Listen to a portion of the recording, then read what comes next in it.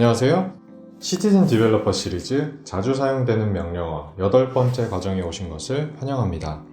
본 교육 과정에서는 스트링, 넘버, 그리고 이메일, 패키지에 대해서 알아보는 시간을 갖도록 하겠습니다. 첫 번째로는 스트링입니다. 저희가 변수 타입에 대해서 여러 가지 변수 타입이 있다는 거에 대해서는 예전에 세션을 통해서 확인을 하셨을 텐데요. 아직 변수 타입에 대해서 조금이라도 익숙해지지 않으셨거나 그런 부분들이 있다라고 하면 그 교육 과정을 다시 한번 듣고 오시는 걸 권고를 드리겠습니다.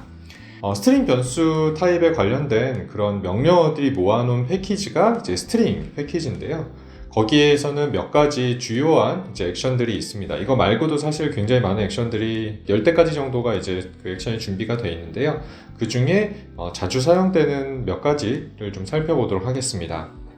예를 들어서 assign 같은 경우의 액션은 하나 이상의 스트링을 조합하는 경우를 쓰게 됩니다. 말 그대로 할당을 하는데요. 예를 들면 데모 시간이라고 하는 텍스트를 어떻게 보면 그냥 텍스트죠. 그 텍스트 자체를 어떤 변수에다가 다시 집어넣는다거나 이랬을 때도 저 assign을 쓰게 됩니다. 혹은 성하고 이름이라고 하는 그 변수가 각각이 있었는데 이거를 full name이라고 하는 변수 하나로 만들고 싶은 거죠. 예를 들면 그런 경우에도 저 assign 기능을 써가지고 2개 이상의 변수를 하나의 변수로 합쳐줄 수도 있게 되어 있습니다. 그래서 이 하나의 변수로만 핸들링을 하게 되면 좀 더 편하기 때문에 그렇게 쓸 때도 저 assign이라고 하는 액션을 통해서 저희가 그런 행동을 이뤄낼 수가 있고요.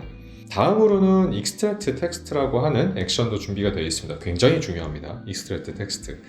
이게 예를 들면 텍스트가 하나의 긴 게 있는데 이 중에 제가 원하는 값들은 딱 정해져 있는 거예요. 대표적으로는 저 밑에 있는 예시 같은 경우가 그런데 오늘의 USD 환율은 1,100원입니다 라고 하는 텍스트가 있을 때 이 안에서 저희가 원하는 값은 딱 1,100이라고 하는 숫자뿐인 거죠. 이 숫자 부분을 뽑아내고 싶은데 그 전체 텍스트에서 그러면 어떻게 이걸 추출을 해야 되나에 대한 명령어에 대한 그 모음이 저 extract text 부분에 들어가 있습니다. 이따가 데모 시간에 잠깐 동안 확인을 해볼 거고요. 다음으로는 length도 있어요. length 같은 경우는 스트링의 길이를 확인해가지고 이게 적절한 길인지 아닌지 이런 부분들을 확인하게 할 수도 있겠죠. 또 replace도 있습니다. 스트링 안에 있는 텍스트를 원하는 값으로 변경하는 경우 저희가 교체 혹은 replace 이런 식의 단어들을 쓰고 있죠. 그래서 저기 안에 있는 replace도 저희가 딱 알고 있는 그 replace입니다. 그래서 그런 부분도 할 수 있고요. trim이라는 것도 있습니다. 만약에 저희가 스트링 안에 혹시나 빈칸이나 이런 것들이 있으면 안 되는 경우들이 있을 거예요. 종종 하다 보면. 아니면 그 스트링 안에 있는 빈칸들을 없애준다거나 이런 부분들을 꼭 해야 될 때가 생길 텐데요. 그런 니즈가 있을 때 스트링 타입 변수에 trim이라고 하는 그 액션을 통해서 여러분들이 안에 있는 빈칸들을 없앨 수가 있게 되어 있습니다. 마지막으로 알아볼 그 find도 있어요. find는 원하는 텍스트가 몇 번째 위치에 있는지를 확인할 수 있게끔 해줍니다. 예를 들면 지금 예시 2번에 있는 docs.automationanywhere.com에서 automationanywhere.com의 위치를 찾고자 할 때 저게 find를 쓰게 되면 아마 5번째인가 그렇게 나올 거예요. 5라고 하는 위치에 있습니다. 그래서 그 관련된 위치에 그 로케이션 넘버가 나옵니다. 그래서 여러분들께서 그 원하는 텍스트가 몇 번째 위치에 있는지 그래서 그 위치에 따라서 저희가 텍스트를 바른다던가 그런 부분들을 할 수가 있겠죠. 왜냐하면 저런 경우가 왜 필요하냐면 저 안에 뽑고자 하는 그 텍스트들이 그 가변적인 거죠. 항상 그 원하는 위치에 있지 않기 때문에 앞에 예를 들면 10자리 이후는 내가 원하는 거야 라고 항상 할 수 있다면 굳이 find를 쓰지 않으셔도 될 거예요. 근데 find를 쓰는 이유는 그 전체 텍스트에서 내가 뽑고자 하는 그 텍스트의 위치가 항상 가변적일 때는 몇 번째 위치에 있는지를 확인해야 될 필요가 있겠죠. 그래서 그런 부분일 때 저 find라고 하는 그 액션을 쓸 수가 있을 겁니다. 저희 이 스트링 관련돼서 잠깐 동안 데모를 좀 살펴보도록 하겠습니다. 자, 스트링으로 왔습니다. 스트링이라고 하는 태스크를 만들어서 제가 뿅 하고 나왔고요. 여기에 보면은 스트링 패키지에 제가 아까 말씀드렸던 10대까지 액션들이 이렇게 준비가 되어 있고요. assign부터 잠깐 하나하나 좀 볼까요? assign 같은 경우는 여기다가 데모 이렇게 쳐가지고 여러분들이 원하는 그 변수 값에다가 이렇게 스트링 변수의 타입의 변수의 이름을 딱 주면 이 안에 데모라고 하는 그 값이 들어가겠죠. 혹은 아예 변수를 넣어줄 수도 있습니다. 이렇게 그냥 일반 텍스트를 저희가 타이핑한 텍스트를 집어넣을 수도 있지만 이렇게 변수들을 아까 이게 만약에 성이고 성 그 다음에 이름 이렇게 넣어준다라고 하면 이제 데모라고 하는 그 변수 안에는 성과 이름이 들어가 있는 새로운 값이 이렇게 항상 여기에 들어갈 수 있겠죠. 이런 식으로 할당을 저희가 할 때 뭐 여기다가 뭐 님이라고 추가로 줘도 되고요. 그러면 성과 이름과 님이 합쳐진 새로운 형태의 이름의 텍스트가 이 데모라고 하는 그 변수에다 이렇게 들어갈 수 있게 할당을 해주는 작업이 여기 어사인 작업입니다.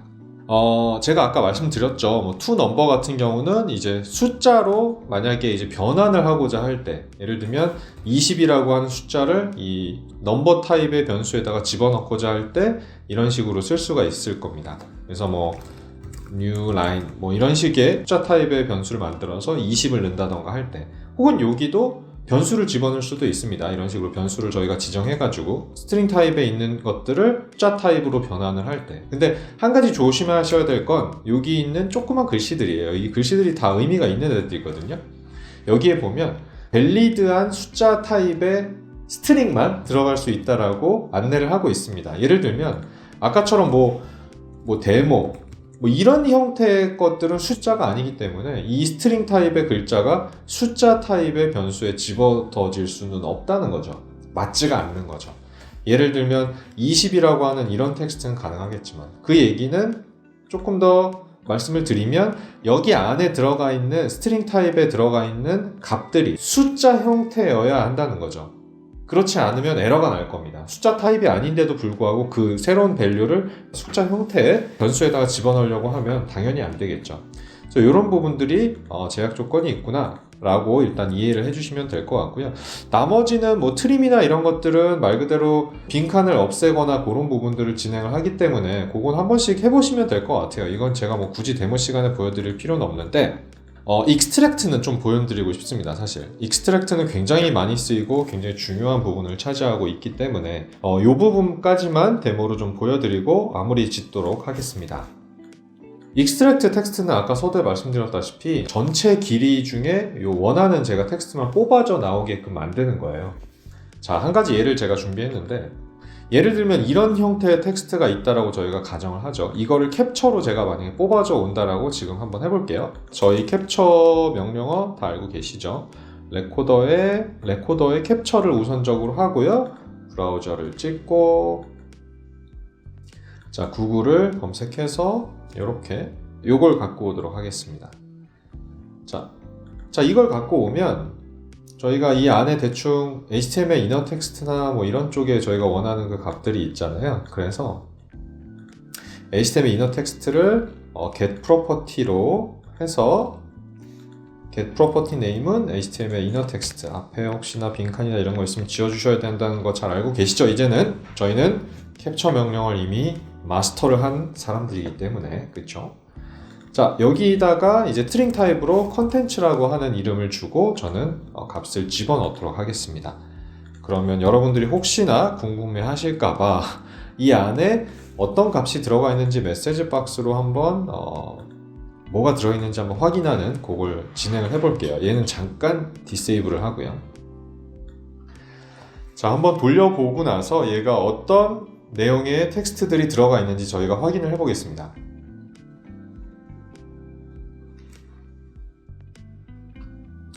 자, 이렇게 들어가 있어요. 자, 제가 카피를 했고요. 자, 이렇게 들어가 있습니다. 이렇게. 자, 이런 식으로 들어가 있는데 텍스트가, 자, 이걸 생각을 해보면 요거를 만약에 이 웹사이트에서 제가 리프레시를 해가지고 매일매일 환율 정보를 갖고 온다고 했을 때 나머지는 다 동일할 거예요. 그쵸? 얘만 달라질 거예요. 얘만. 나머지는 다 똑같을 겁니다. 1달러, US 달러가 사우스 코리아 원하고 똑같은데 요 값만큼 똑같아 라고 하는 거죠. 그죠? 그러면 실제 저희가 필요한 건 얘만이라는 거죠. 얘 바뀌는 요 부분만. 나머지는 별로 관심이 없어요. 당연히 이 자리에는 얘가 들어가 있을 거니까. 나머지 애들은 다 똑같을 거라는 거죠. 지금 제가 파란색으로 표기한 애들은 전부 다 똑같을 겁니다. 얘하고 얘하고. 그 안에 가운데만 바뀌는 거죠. 그쵸? 1117원.60의 값만 뽑아낼 때 저희가 쓸 수 있는 명령어가 extract 텍스트입니다. 딱. 되게 많이 쓸 것 같죠? 실제로 여러분들이 보시기에도. 그쵸? 자, 여기에 보시면 이제 소스 스트링이라는 게 있어요. 그러면 너가 과연 넣고자 하는 게 뭐야? 여기다 무얼 넣을래? 당연히 변수 안에 있는 밸류를 저희는 넣고 싶으니까 컨텐츠라고 하는 애를 갖고 사용을 할 겁니다. 그리고 여기에 세 가지 타입의 그 옵션이 있는데 before, after가 있습니다. 자, 얘는 어떤 거냐면 equal을 기준으로 한번 설명을 드리자면 제가 저 before 안에다가 equal이라고 하는 애를 집어넣어 놓으면 뭐가 뽑아져 나오냐면 이 equal이라고 하는 애를 기준으로 요 뒤에 있는 애가 뽑아져 나옵니다. 그럼 애프터는요? 애프터도 똑같죠. 지금 보시면 여기다 뭐를 확인할 건지만 나오게끔 되어 있어요. 똑같이 이퀄을 제가 하게 되면 이 전에 있는 애들만 뽑아져 나옵니다. 그러니까 무시돼야 되는 뭐 위치라고 생각하시면 좀 더 이해하시기 편할까요? 이걸 기준 텍스트를 잡아놓고 before라고 하면 before 쪽이 다 무시가 돼버리고 뒤에 것만 나오는 거고요. after 같은 경우는 after 쪽이 다 무시가 되고 전 거가 나옵니다. 이 전 previous 텍스트들이 이제 뽑아져 나오게끔 돼 있어요. 그럼 before after는 뭔가요? 딱 봐도 감이 오지 않으시나요? before after는 그래서 넣는 칸이 두 가지예요. after, before. 그거는 뭐냐면 after는 뭐냐? 이걸 만약에 equal을 제가 after로 넣고요. 그 다음에 south를 before로 넣게 되면 어떻게 될까요? 그렇죠. 저희가 원하는 값이 딱 나올 겁니다. 이해 가시나요? 그렇게 저희가 찾으면 될 것 같습니다. 그러니까 가운데 원하는 값을 갖다 놓고 앞뒤로 어떤 애들을 집어넣으면 저희가 원하는 값이 나오는 게 before, after입니다. 요건 오어 조건을 하게 되면은 여러 가지 값들이 추출될 수 있기 때문에 요 케이스 때는 AND 조건으로 반드시 equal하고 south 가운데에 있는 값을 뽑아줘 라고 제가 이렇게 입력을 해볼게요. 자, 근데 한 가지 좀 의문사항이 드시는 게 있지 않나요? 이런 경우에는 이 원하는 값을 감싸고 있는 어떤 특정 텍스트들이 항상 똑같아야 되는 거 아닌가요? 그러니까 이렇게 그냥 타이핑을 하는 걸로 이렇게 감싸 놓으면 맞습니다. 그게 바로 키기는 해요. 그러니까 원하는 값이 있을 때 그 원하는 값 주변으로는 반드시 항상 그 값이 나오는 걸로 이렇게 감싸 주셔야 돼요. 뭐 만약에 변수로 이렇게 감싸셔도 되고요. 하지만 어쨌든 그때 당시의 값이 반드시 앞뒤로 있는 값이어야겠죠. 변하지 않는 값. 그거는 이제 당연히 주의를 하시고 기억을 해주셔야 합니다. 나머지 옵션들 같은 경우는 뭐 만약에 이 두 개가 매칭이 안 됐을 때, 이 조건이 맞지 않았을 때 어떤 값을 리턴할까? 들어간 값을 그대로 빼줄까? 아니면은 그냥 빈칸으로 empty 상태로 돌려줄까? 뭐 이걸 체크하게 할 수도 있고요. 그리고 만약에 이 조건이 맞았을 때 이 사이에 있는 값을 몇 개만 뽑을래? 이 경우에는 한번 저희가 해볼까요? 몇 개만 뽑는지. 예를 들면 저희가 이 1117에 관련된 뒤에 있는 소수점은 버린다고 생각을 하면 자, 하나, 둘, 셋, 넷, 5개입니다. 저는 only 5개만 뽑아줘 라고 할게요. 자, 이럴 때 넘버 오브 캐릭터를 제한을 걸 수도 있고요. 뭐 트림을 건다던가 엔터 쳐진 게 있다면 이런 것들 빼줘 라고 이런 식으로 줄 수도 있습니다. 그래서 여러분들이 원하는 옵션들을 이렇게 트림을 하거나 엔터 부분을 이제 제거하거나 이랬을 때 이 옵션을 쓸 수 있고요. 최종적으로 원하는 값이 나오게 되면 어느 변수에다가 넣어줄까에 대한 부분이 있다라고 하면 소스로 넣었던 이 컨텐츠에다 바로 저는 그대로 넣을게요. 그냥 이런 식으로도 디자인할 수가 있습니다. 넣었던 걸 그대로 받는다고 할 수도 있습니다. 그래 놓고 나서 여기서 메시지 박스에서 뭐가 나오는지 한번 살펴보도록 할게요. 자, 이해 가셨나요? before하고 after도 직접 한번 해보시고요. 저는 before, after를 AND 조건에만 실행을 해서 한번 돌려보도록 하겠습니다. 자, 어떻게 나오나 한번 궁금하지요? 굉장히 많이 쓰는 명령어 중에 하나가 저 extract 텍스트 부분입니다. 자, 이게 원래 원문이었고요. 1117인데 제가 5글자로 하니까 이게 맨 앞부터 숫자를 세서 그런지 저희가 생각하는 것처럼 여기가 0이 아니라 1 이게 아니라 1, 2, 3, 4, 5, 6이었나봐요. 그래서 숫자가 좀 몇 개 쪼개져서 나왔는데 1, 1까지만 됐으니까 하나를 더 하려면 6이 맞겠네요. 6. 자, 6으로 해놓고 다시 한번 돌려보도록 하겠습니다. 올려보면 원문 나오고요. 1117 딱 나왔죠. 그쵸? 자, 이런 식으로 이제 before하고 end에 관련된 옵션들을 저희가 extract text 액션을 통해서 좀 살펴봤습니다. 한 가지만 더 보여드리고 여기 스트링 쪽은 마무리 짓도록 할 건데요. 예를 들면 아까 제가 to number라는 게 있다라고 했잖아요. 얘를 100달러가 지금 한국 원화로 얼마인가를 계산하기 위해서는 컨텐츠 안에 있는 1117로는 계산이 불가능합니다. 불가능하기 때문에 이거를 넘버로 바꿔줘야 될 필요가 있을 수가 있게 돼 있어요. 근데 생각해보면 이거 한 가지 조심해야 될 게 있는데, 제가 이거를 그대로 컨텐츠로 이렇게 넣게 되면 말이 될까요? 예를 들면 커런시라고 이런 식으로 넘버로 이렇게 바꿔놓고 돌리게 되면 아마 에러가 날 거예요. 왜 에러가 나냐면 기억나시겠지만 1,117이라고 하는 스트링 형태의 그거였어요. 그러니까 얘는 컴마 때문에 에러가 날 수 있습니다. 컴마가 있으면 숫자가 아니잖아요. 엄밀히 따지면. 그쵸? 이건 저희가 눈으로 보기 쉽게 하기 위해서 이 컴마를 넣을 뿐이지 사실은 이게 숫자로 들어가기 위해서는 불필요한 값입니다. 그렇기 때문에 컴마를 없애줘야 되는 작업을 한번 해줄게요. 그럼 없앨 때는 어떻게 하나요? 뭐 다양한 방법으로 없앨 수 있지만 제가 생각하기에는 간단한 방법 중에 하나가 리플레이스도 있을 것 같아요. 리플레이스. 자, 소스를 리플레이스로 이런 식으로 컨텐츠라고 하는 거를 넣어줄게요. 그리고 find를 합시다. find를 컴마를 찾으세요. 컴마를 찾고요. 처음부터 끝까지는 이 1부터 -1이라고 하는 걸로 이렇게 두시면 전부 다 찾아가지고 컴마를 바꿔주게 됩니다. 그걸 뭘로 바꾸나요?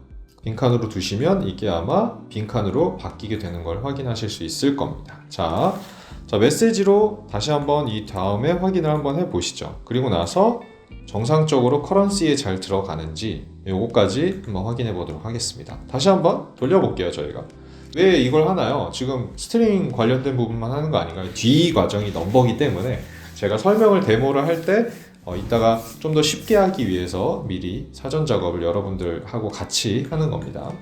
자, 1117 나왔죠? 그 다음에 자, 이렇게 없어졌죠. 컴마가. 이래야지만 넘버에 들어갈 수 있는 지금 준비가 됐다고 제가 말씀드릴 수 있을 것 같아요. 당연히 넘버에 잘 들어간 상태로 이렇게 잘 끝날 겁니다. 그렇죠? 자, 이거는 디스헤드를 해놓고요. 일단 너무 많은 메시지 박스들이 나와서 그래요. 자, 여기까지 데모를 간단하게 보여드리도록 하는 걸로 정리를 해볼게요. 자, 뒤에 이제 넘버로 들어가도록 하겠습니다. 두 번째 넘버입니다. 넘버 같은 경우는 넘버 관련된 변수의 그런 작업들을 할 때 이 넘버 패키지들을 쓰게 돼 있고요. 주요 사용 가능한 액션으로는 assign이 있고요. assign 아까 스트링하고 똑같이 원하는 형태의 그게 변수든 아니면 실제로 그 타이핑된 숫자든 그 숫자를 넘버 타입의 변수에다가 집어넣고 할당하고자 할 때 저 assign을 할 수 있습니다. 실제로 계산도 저기서 가능해요. 예를 들면 100 곱하기 100은 몇인지를 특정 숫자 변수에다가 넣어줘 라고 하는 것도 저기서 가능합니다. 이따 제가 좀 전에 보여드렸던 컨유를 갖고 100달러가 한화로 얼마인지 그걸 확인하는 그 작업을 아까 저희가 썼었던 태스크로 같이 한번 진행을 해볼게요. 그리고 뭐 디크레멘트, 인크레멘타도 있습니다. 요거는 이제 원하는 값만큼 감소시키거나 증가시킬 때 저거를 쓸 수 있게 돼 있고요.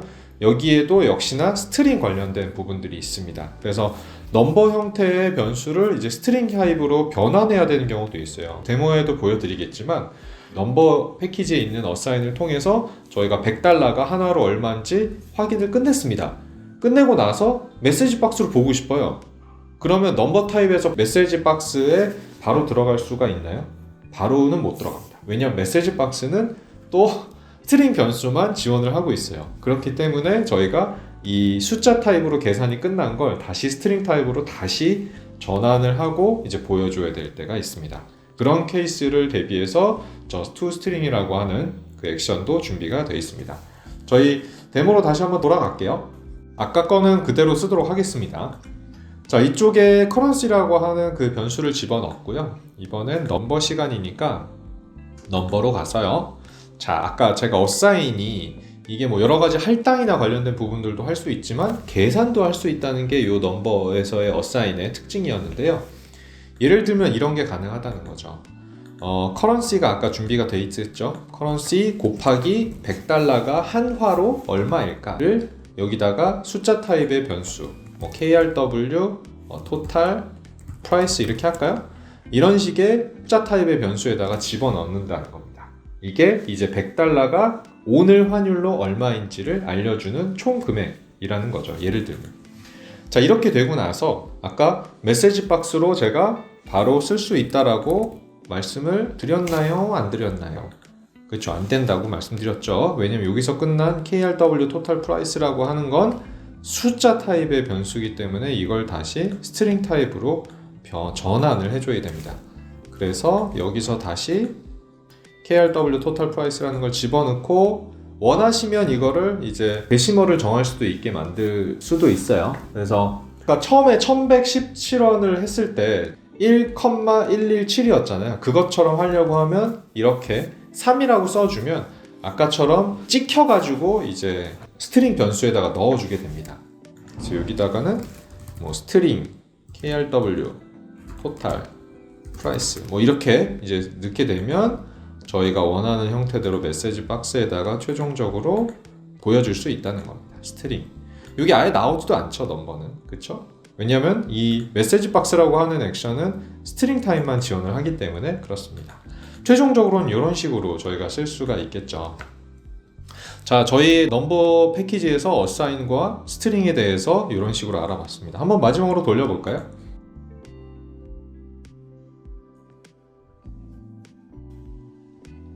자, 1117 이건 아직 스트링 타입이죠. 그쵸? 알고 계시죠? 그 다음에 커런시에다 넣었고요. 100달러는 이런 식으로 되어 있구나 를 이제 확인할 수가 있었습니다. 확인이 되셨을까요? 그리고 제가 한 가지 설명을 좀 잘못 드렸는데 컴마를 찍는 거는 다른 방법으로 좀 써셔야 될 것 같고요. 이거는 이제 데시멀에 관련된, 그러니까 소수점 몇 자리까지 이거를 표현을 할 거냐에 대한 부분이었어요. 당연히 아까는 제가 별다른 소수점이 없었기 때문에 그냥 곱하기가 해가지고 이렇게 표기가 됐고 그다음에 이런 식으로 표기가 됐죠. 뒤에 이제 소수점 세 자리가 표현된 걸로. 그래서 요거는 설명을 제가 정정하겠습니다. 그러니까 소수점 관련된 부분들이 필요한 부분에 소수점을 몇 자리까지 표현할 건지를 정하게끔 되면 원하시는 형태로 이렇게 들어갈 수가 있게 되어 있습니다. 이해 가셨나요? 네, 자, 이해가 가셨을 걸로 확인을 하고 다음 걸로 넘어가도록 하겠습니다. 자, 오늘의 마지막 패키지 이메일입니다. 이메일. 여러분들이 아마도 굉장히 관심이 있고 많이 쓰실 법한 그런 패키지 중에 이제 하나죠. 이메일도. 뭐 단순합니다. 이메일 패키지 자체는 이메일을 읽거나 뭐 쓰는 작업을 자동화할 때 이제 사용을 하게끔 되어 있고요. 주요 사용 가능한 액션으로는 딜리트 한다거나 뭐 이메일을 뭐 포워드 한다거나 회신한다거나 리플라이 혹은 뭐 어태치먼트들을 뭐 세이브 한다거나 뭐 이런 부분이 될 수 있겠죠. 아니면 뭐 원하는 수신처로 이메일을 발송한다거나 할 수 있습니다. 이런 부분들은 뭐 당연히 하죠. 당연한데 제가 여기에 보면은 가로치고 쓴 문구가 있죠. 여기 보면 루프라고 하는 거. 저 루프가 왜 있는지를 조금 간단하게 설명을 드려야지만 여러분들이 헷갈리지 않고 아마 쓸 수 있을 것 같아요. 저 딜리트나 포워드나 리플라이 같은 경우는 루프 사용이 필수라고 제가 저렇게 적었죠. 근데 저걸 왜 적었는지를 이제 설명을 드릴게요.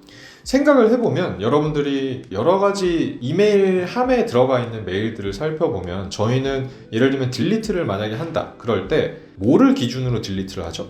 약간 제가 지금 무슨 얘기하는 거니 너? 이런 아마 표정들을 아마 다 하실 텐데 제가 얘기 드리려고 하는 목적 중에 하나는 딜리트를 할 때 여러분들이 제목을 보고 지워야 될 이메일을 선택을 하고 지우죠. 그죠?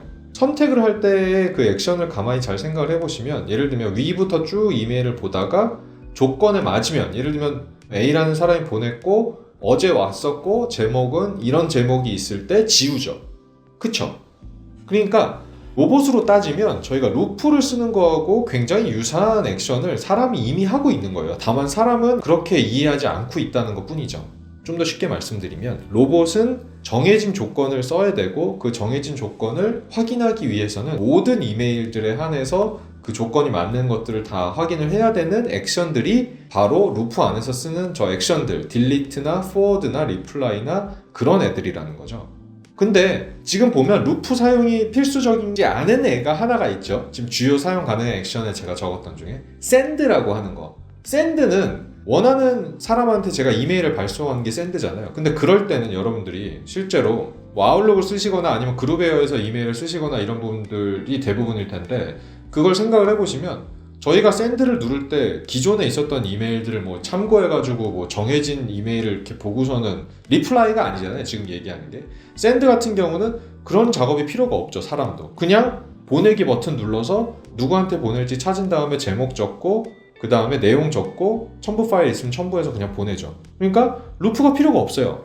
걔하고 똑같아요. 제가 지금 말씀드리는 요 내용을 잘 이해를 하셨으면 왜 딜리트나 포워드나 리플라이가 루프에서 사용이 돼야 되고 루프에서 샌드는 왜 안 쓰는지가 이제 이해가 가셨을 거라고 믿어 의심치 않습니다. 그러니까 기존의 메일들을 어떤 그 조건을 보면서 저희가 사람의 눈으로 확인했었던 그런 작업들은 다 루프에서 해야 되고요. 그렇지 않으면 루프에서 사용을 하지 않고 단독으로 쓰셔도 된다는 걸 머릿속에 알고 계시면 조금 더 이해하기가 편하실 거예요. 자, 두 번째. 이메일 패키지 같은 경우는 역시나 세션을 쓰게 돼 있습니다. 세션이 이제는 조금 익숙해지셨죠. 뭐 이메일이나 뭐 CSV 텍스트나 이런 데서 이제 세션이라고 하는 그 고유값들을 썼기 때문에 A019의 이메일 패키지도 세션을 씁니다.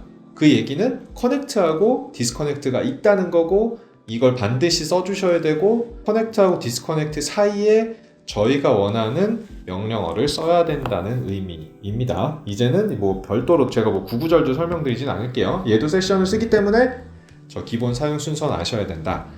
그리고 마지막으로는 참고적으로 이메일 패키지는 아웃룩, 이메일 서버, EWS 서버 타입의 옵션을 제공을 합니다.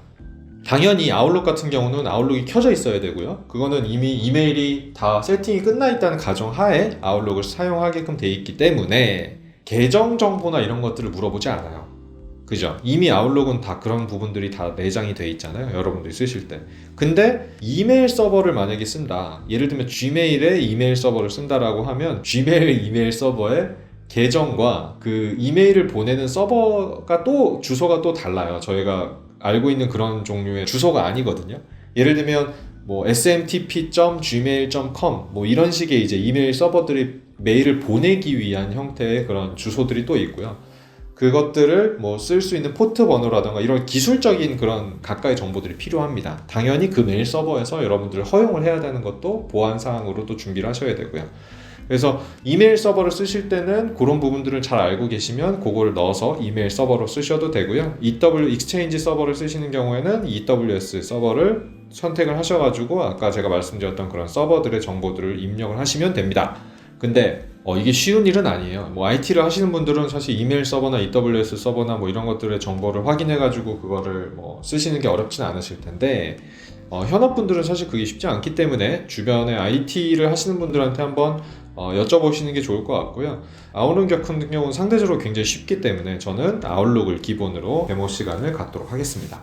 자, 다시 데모 시간으로 돌아오시죠. 자, 아웃룩 화면으로 이렇게 들어왔습니다.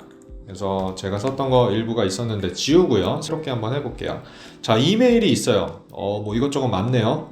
여기 보면은 뭐 체인지 스테이터스라든가 여기 보면 항목의 액션에 대한 설명이 여기 옆에 말풍선으로 이렇게 나오고 있잖아요. change email status to read 혹은 unread. 그러니까 read인 걸 unread로 바꾼다던가 뭐 unread였던 걸 read로 바꾼다던가 뭐 이런 식의 작업을 할 수 있는 게 이제 change status인데, 이거는 뭐 그냥 해보시면 되는데 그렇게 어렵지 않은데 한 가지 이제 팁들이 있죠. 이 액션은 루프 안에서 사용하세요 라고 하는 팁들을 알려줍니다. 그래서 여러분들이 아까 루프 안에 써야 되는 것들을 이렇게 고민 하셨을 때 제 설명에서 이걸 다 외우실 필요는 없어요. 이미 얘가 알려줘요. 근데 왜 써야 되는지는 이해를 하셔야지만 그래도 쓰는데 크게 불편함이 없기 때문에 이걸 굳이 루프에서 써야 되나 이런 생각을 가지실까봐 제가 구구절절 설명을 좀 드렸었던 거였어요.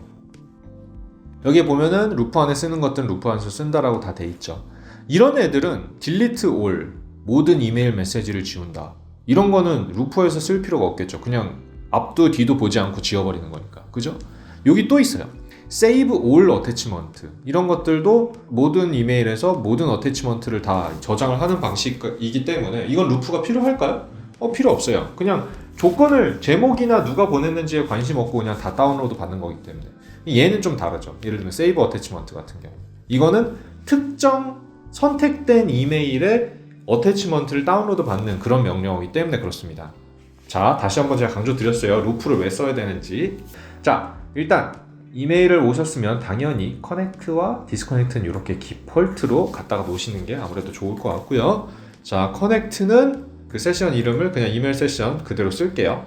그리고 아웃룩 이메일 서버, 그 다음에 EWS 서버가 이렇게 있는데 이거 뭐 호스트, 포트, 뭐 유저네임, 뭐 패스워드 이거 필요하시면 다 집어넣으셔야 되고 뭐 SSL, TLS 쓰는지 뭐 어쩌고저쩌고 이건 다 뭐 아시고 이 서버가 있으시면 이걸 쓰시면 됩니다. 근데 오늘 이 시간에는 아웃룩을 갖고 하는 게 저희 모두의 정신건강에 좋기 때문에 아웃룩을 갖고 기본적으로 일단 핸들링을 하도록 하겠습니다. 아웃룩을 누르는 순간 모든 옵션들이 다 사라졌습니다. 왜냐하면 제 아웃룩은 이미 세팅이 돼 있기 때문이죠. 그쵸? 이런 식으로 준비가 되어 있습니다. 자, 디스커넥트는 당연히 세션 이름 하나만 디스커넥트하고 그냥 끝납니다. 그냥 요게 끊겠다라고 하는 그 신호를 준 거기 때문에 요 두 가지는 기본적으로 해놓고요. 그 다음에 예를 들면은 어떤 이메일들이 여기 있는지 저는 사람의 눈일 때는 어떻게 읽죠 저희가? 이거 이 사람한테 온 거구나, 아 이거 이 사람한테 온 거구나, 이거 이 사람한테 온 거구나, 제목은 뭐구나, 뭐 이런 식으로 제목은 테스트 1이구나 뭐 이런 것들을 이제 한 줄 한 줄 읽게 돼 있죠 사람 같은 경우는. 로봇도 마찬가지예요. 그래서 루프를 반드시 써야 된다 라고 말씀을 드린 거고요. 자, 루프를 그럼 갖다 놓도록 한번 해볼게요. 자, 루프를 갖다 놨습니다. 루프에서 이터레이터 종류 중에 보면 이메일이 있습니다. 여기에 보면 for each email in mailbox, 결국엔 이 해당되는 메일박스의 모든 이메일을 보겠다라는 거죠. 그리고 당연히 세션 이름이 이렇게 나와 있고요. 어떤 이메일 타입을 너가 갖고 올 거니 all, read 한 거, unread 한 거, 필요하면 unread만 갖고 와라라고 저희가 줄 수도 있겠죠.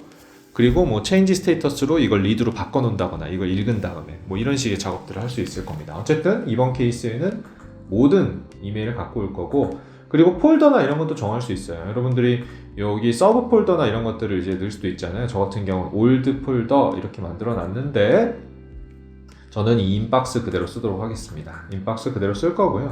또 이 중에 이제 서브젝트를 제한을 걸 수도 있어요. 뭐 이것들을 어떤 특정 이름으로 제한을 걸어 가지고 여러분들이 메일을 선택을 한다거나 이런 식으로도 제약을 걸 수도 있습니다. 혹은 누가 보냈는지를 제약을 걸 수도 있습니다. 그래서 이런 조건들을 지금 갖고, 그리고 날짜도 할 수 있어요. 이게 언제 받았는지, 내가 나 입장에서 언제 받았는지, 이게 뭐 2021년 몇 월부터 2021년 몇 월까지만 한 것들만 소팅을 한다거나, 그리고 제목, 샌더 이렇게 해가지고 그 애들만 이렇게 루프를 돌리게 할 수도 있다는 컨디션들이 이렇게 준비가 되어 있습니다. 그래서 이 조건에 맞춰서 여러분들이 컨디션을 돌리실 수도 있고, 옵셔널이기 때문에 나머지를 다 이렇게 두게 되면 그냥 인박스 안에 있는 모든 이메일들이 다 소팅되지 않고 그대로 다 나오게 될 겁니다. 그것들을 이제 선택을 할 수 있게 되어 있고요. 마지막으로는 이 메시지를 HTML 형태로 읽을지 아니면 플레인 텍스트 형태로 읽을지 얘도 정할 수 있게 되어 있습니다. 이 조건을 다 통과한 애들을 그럼 어디다가 집어넣을 건가? 요거는 딕셔너리 타입의 그 변수에다가 집어넣게끔 되어 있고요. 저 같은 경우는 뭐 이메일 딕스, 이미 제가 만들어 놨네요. 이메일 딕스라고 하는 딕셔너리 폴더에다가 이렇게 집어넣는 걸로 할게요. 그럼 이 안에 저는 궁금해요. 그러면 이 이메일 딕스라고 하는 딕셔너리 변수에는 어떤 내용들이 이 안에 결국 들어가게 돼 있나요? 이런 조건들을 통과하게 되면 그거에 대한 질문을 여러분들이 하실까봐 제가 docs.automationanywhere.com에 가시면 그 딕셔너리 베리어블, 이메일 프로퍼티에 대한 딕셔너리 베리어블이라고 하는 그 항목이 있고요. 여기에 보시면 이것들이 다 키들입니다. 딕셔너리 키라고 이렇게 소개가 되어 있죠. 이메일 서브젝트, 누가 봐도 제목, 이메일 from, 누가 보냈는지, to, 누구한테 보냈는지, cc는 누구고, bcc는 누구고, 이메일 메시지, 이거는 이제 원문이 되겠죠. 그리고 언제 받았는지, 이것도 이제 날짜와 시간에 대한 부분을 이런 식으로 키들을 전부 다 한꺼번에 아까 저희가 정했던 이메일 딕스 안에다가 이렇게 집어넣어 줍니다. 얘를 알아야지만 저희가 원하는 형태의 그것들을 갖고 올 수 있다는 거죠. 그냥 얘만 루프만 돌려버리면 사실은 아무런 그게 없잖아요. 그냥 뭐가 선택돼서 루프가 돌았는지조차도 모르잖아요. 그쵸? 그래서 이 부분들을 잘 알고 계시는 게 좋을 것 같고요. 그리고 뭐 원하시면 디버그나 이런 걸로 써가지고 그 해당되는 딕셔너리 변수 안에 어떤 키가 들어가 있는지 확인하셔도 되고요. 그게 아니라면 여러분들께서는 뭐 이런 식의 키 값을 여기 docs.automationanywhere.com에서 안내하고 있는 이 키 값들을 쓰시면 될 것 같습니다. 저는 이메일 서브젝트 하나만 일단 키 이 안에 제가 어떤 이메일들을 갖고 올 수 있는지를 확인하기 위해서 메시지 박스를 써가지고요, 요 루프 안에다가 집어넣어 놓되 이메일 딕스를 선택을 하고, 당연히 이건 딕셔너리이기 때문에 키를 제가 넣어야 되잖아요. 그러면 서브젝트에 대해서만 내놔, 너 다 들어가 있겠지만 그때 당시에 이메일 서브젝트에 관련된 부분만 이 메시지 박스에다가 뽑아줘를 이렇게 안내를 하게 되면, 그러면 저희가 예상되는 결과는 여기 보면 테스트 1, 2, 3가 결국에는 제목들이잖아요. 이 제목들이 순차적으로 3, 2, 1 이렇게 나올 걸로 저희는 예상을 하고 있습니다. 한번 돌려볼게요.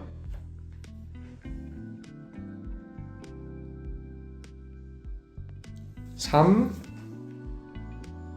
2, 1. 그렇죠. 자, 이렇게 된다는 겁니다. 자, 얘를 만약에 제가 여기에 서브젝트 컨테인스 쪽에다가 제가 필터링을 걸어가지고 뭐 넘버 3이 있죠? 맞죠? 그쵸, 넘버 3 이렇게 필터링을 걸고 제가 돌리게 되면 이 제목 쪽에는 3번에 관련된 애만 뿅 하고 나오고 끝날 겁니다. 진짜 그런지 한번 볼까요? 3 없죠. 그쵸? 이런 식으로 제한을 걸 수도 있다는 말씀을 드렸어요.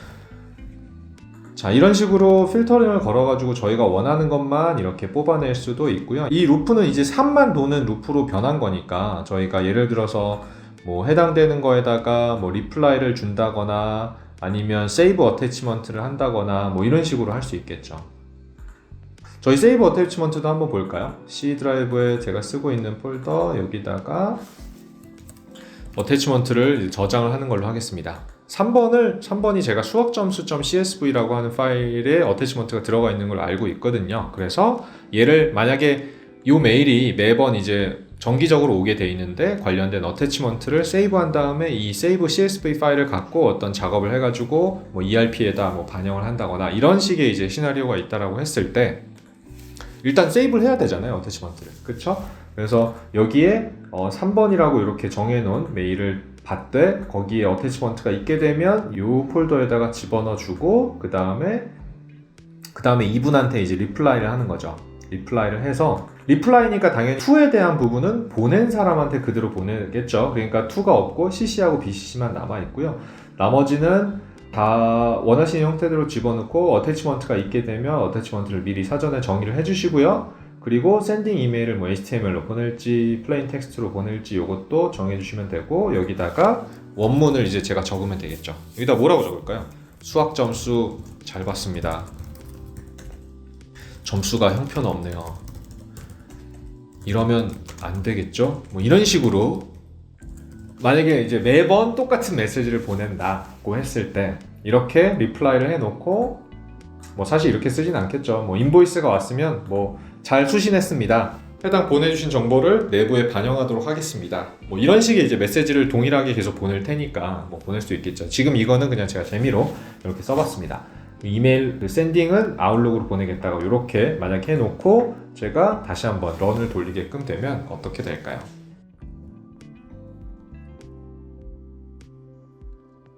테스트 3번 정했고 잘 끝났다고 되어 있습니다. 그러면 실제로 수학 점수가 저희가 원하는 폴더에 잘 들어왔고요. 그러니까 선택된 3번 메일이 이 루프를 통해서 선택이 됐고요. 그 다음에 해당되는 그 어태치먼트를 원하는 폴더에다가 저장을 했고 제가 리플라이를 보냈습니다. 근데 웃긴 게 제 스스로한테 보냈던 거기 때문에 이대로 그냥 저한테 다시 돌아왔을 겁니다. 제가 보냈고 다시 제가 받았기 때문에.